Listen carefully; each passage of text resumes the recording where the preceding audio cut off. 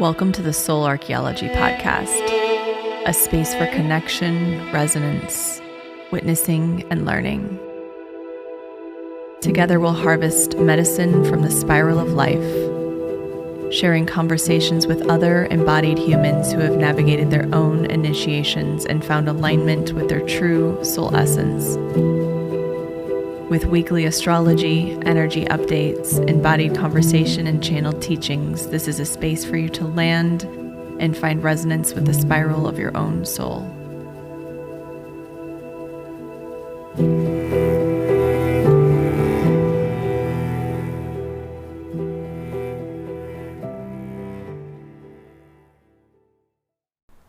Hello everyone, welcome back to Soul Archaeology. I'm so happy to be here with you. It is Eclipse week, so we have a very, very big week ahead of us. I'm just sitting here on this cozy morning with the doors open. It's nice and chilly outside before the sun rises over the ridge, with my candle lit. Arlo's laying here with me, and I have a pumpkin spice latte that I made, which is actually fake. It's not a real latte because there's no coffee. I don't drink coffee, but it's dandelion tea with steamed raw milk, pumpkin spice, and some pumpkin puree. So there's a little inspiration for you if you don't drink coffee and you're still wanting that yummy fall vibe. I'm such a fall autumn girl all the way through. My birthday's in October. I've always loved October because I am not really a heat person. I appreciate it. I lean into summer fully. I'm like basking in the sun, swimming in the ocean, but I love cool weather. My body loves it. I have Norse blood, so it just feels right and appropriate. So anytime, like the minute I can feel the seasons shift, I just feel like everything comes alive within me. And like I said earlier, it is Eclipse week. So we are moving into our first eclipse on October 14th. And I did a full eclipse download last week, so I'm not going to go into that. But I will say that I can feel so much shifting and changing rapidly already. It's almost like when I don't know if anyone's had this experience, if there's any Midwesterners listening or people from the South that have, that live on more flat land, but there's a point where you can just feel a storm rolling in. And I used to sit on my porch and watch the storms roll in because I love storms. And that's what this feels like a little bit. You can just feel that this energy is starting to build and approach. And I've been noticing just different ways where energies are coming in and making big changes, and it just happens out of nowhere. And it's really, really remarkable because eclipses are, like I said in the last episode, very karmic. So they know what needs to happen for our greatest and highest evolution. So our highest and greatest alignment. And they just kind of come in and take care of it, which is unsettling to our psyche that would prefer to know what's happening and have that sense of control, which is actually not real, but makes us feel better, right?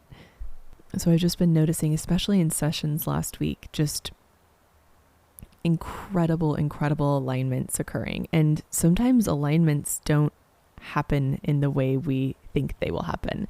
They can feel like a challenge coming through or an ending or a loss, but that's still a realignment, And when we can reframe the eclipse season a little bit and just see it as everything occurring within this timeline is occurring for our greatest and highest good, even if it doesn't feel that way, it brings some ease. And I really want to talk about that today. Surrender and grounding and trust and faith and all of these medicinal tools that we can use during eclipse season to make it a little bit more manageable and navigable. But first, I just want to remind all of you that I'm hosting an eclipse portal workshop this Thursday. Oh my God, I almost said July. What is happening? October 12th at 10 a.m. Pacific. And it will be over Zoom. And I really, really, really love doing these because they're a way to provide a lot of healing to more people. They're a really, really great, deep download of the astrological climate, the energy climate. I'm actually doing a projection for the last quarter of 2023, what we're looking at, what we can expect, how we can prepare, how we can work with it. And then we'll be doing a really beautiful, powerful shamanic quantum journey that will create an opening for you to realign with this energy, to essentially begin to work with it before it even happens. And the reason I do a workshop within eclipse season is because there's a lot that occurs, and our job is mainly to acknowledge what the themes are and to open to the energy, to just sort of surrender, to patiently stay with the process, to move through it with grace. It doesn't have to be graceful, but with faith, with surrender, and really trust the process. So what we'll be doing is dropping into a really deep journey together. I will be activating what wants to be activated within you and helping open up some of the channels, starting to prepare your system for eclipse season. So I really love these workshops. It's so fun to do them, to see what everyone's navigating, and to just be in circle. So if you can't make it live, no worries. It will be recorded. I'll send it out right after the event, and you can actually repeat this journey as many times as you'd like through eclipse season, or really just any time, because it's just it will be like the medicine is already occurring and is happening in a way that is perfectly aligned with this timeline, but you'll be able to receive the medicine anytime afterwards as well. So yes, that is available on my website, on my Podia, through the link in my bio on Instagram. So if you have any questions, feel free to email me or message me on Instagram. I'm just looking forward to it, and I would love to see you there. So as I mentioned, the tools for eclipse season are surrender, faith, and grounding. When you think about what an eclipse is, it's really sort of a karmic storm, right? So we have the beginning, the first eclipse on October 14th, and we're building towards that energy now. And then we have another one on October 28th. And that 2-week period of time between eclipses, so much can happen. It's sort of like, the eye of the storm. So the next few weeks will be really powerful, extremely charged. And throughout this week, we will also have Mars squaring Pluto, Saturn opposing Venus. We have some pretty heavy duty placements as we lead into eclipse season, as well as we lead into closer to October 14th. And Mars squaring Pluto is all about power. It's all about surfacing power dynamics within our relationships, our relationship with power, money, how we view death and rebirth, our relationship with loss. And so there's so much that's coming to the surface. It's been a really big weekend of some, power struggles, darkness surfacing across the world. And really our job during this time is to pay attention and to anchor, to find our footing, to find the earth beneath our feet, to allow ourselves to really trust in the changes that are unfolding, trust that we're being led exactly where we're meant to be led. We're doing a lot of relational work, a lot of karmic endings, a lot of, settling of karma, even within current dynamics. Even if a relationship is continuing, we're seeing anything from the past find settling, finding reconciliation, finding whatever it needs, the medicine that it needs to complete. A lot of karmic cycles completing right now. And then that also means relational endings, or endings of patterns that are no longer serving around money and relationships. And the medicine is truly to find what is constant within you during these big change portals. And what's constant is your anchoring to the earth. It's your presence. It's your breath. And that's really, really the medicine as we near this big portal of change.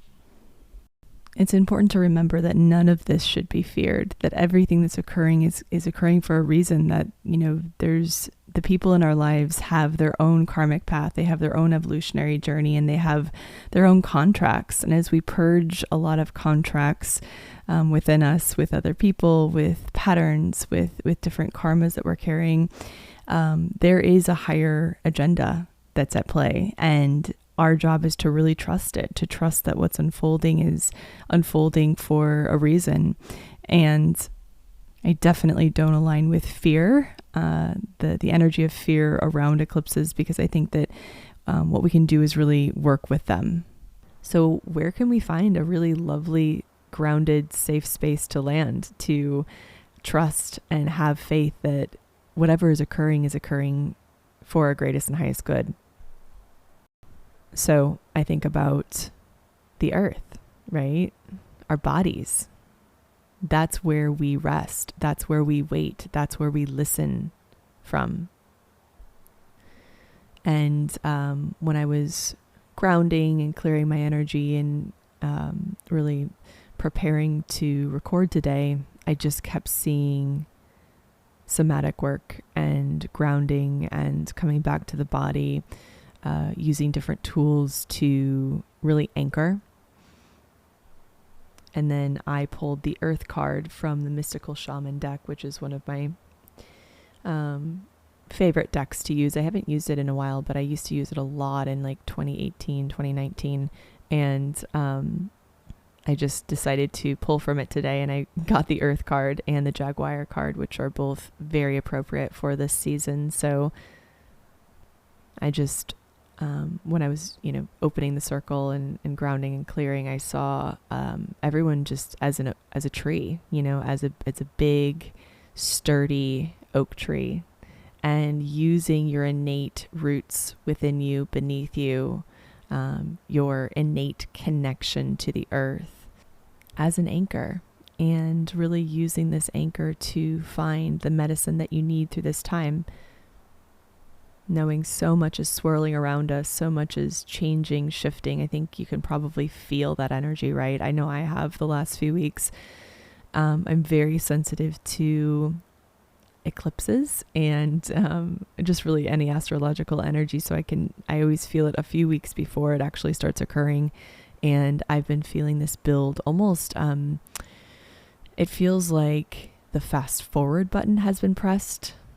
So everything's moving really quickly. I'm trying to keep up, and I've realized it's starting to build a little anxiety in my system. And I always feel that in my solar plexus and in my diaphragm. So I've really had to slow down and come back to the medicine of presence. So picturing yourself as that giant oak tree. And one of the unique things about the oak tree is that they're highly adaptable and deep root systems can extend up to 3 times the size of the limbs of the tree's canopy. So it's sort of that metaphor for our anchoring and our connection to the earth, the vastness of the system within us and beneath us that is highly intelligent and provides our nourishment and our nutrients for what we need to exist within this life on the physical plane. And so I love to, when I'm working with people, I love to imagine that they are that deep rooted oak tree, that their roots grow wide, that they can weather storms. And so when you're thinking about yourself during this period, just imagining this highly intelligent network of roots beneath you that's gathering information from the earth, that's providing the nourishment and the nutrients that you need to weather this storm, and trusting that you have all of the support you need during this time. Imagining you're downloading the information, the presence of the earth within you. And allowing this deep root system to inform each and every cell, organ, bone within you that you are safe, you're supported, loved, attuned to. Just imagining this highly intelligent network of data and information, nutrients traveling from the earth through your roots and into your body. Feeling your whole nervous system uncoil from the center. Finding the regulation you desire as your vibration aligns with that of the earth. And just feeling this sense of belonging flooding your cells.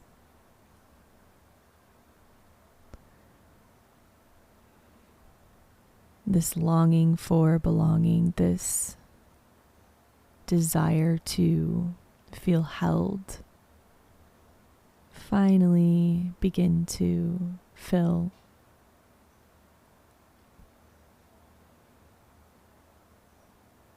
And just feeling this beautiful white source light traveling into your crown, meeting with the earth, and completing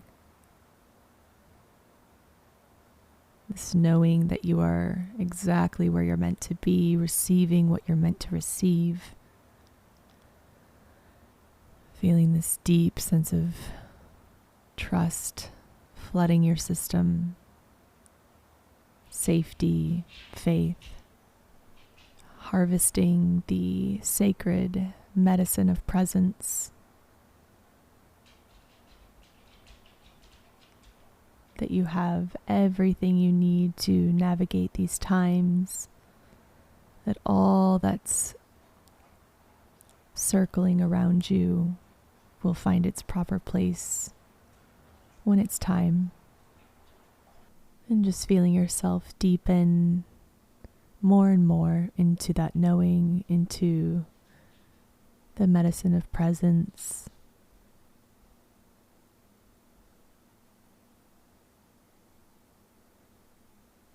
Spending as much time here as you'd like.